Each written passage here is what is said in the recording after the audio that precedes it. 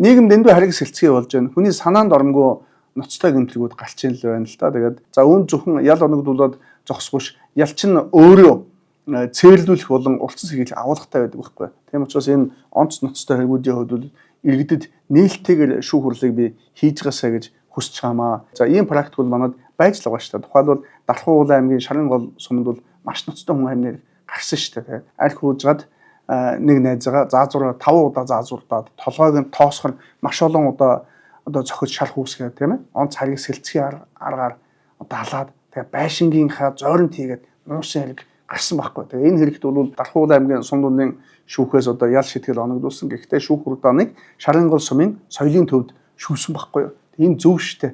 Бид нар улс төрч оролцсон зарим нэг хэрэгүүдээр нээлттэй хийж болоод байдаг. Яг ийм хүнд ноцтой хэрэгүүдийн хувьд бас нээлттэй хийх юм бол ялын улцсан сэргийлэх агуулга маань хэрэгжнэ л гэж би бол одоо боддог.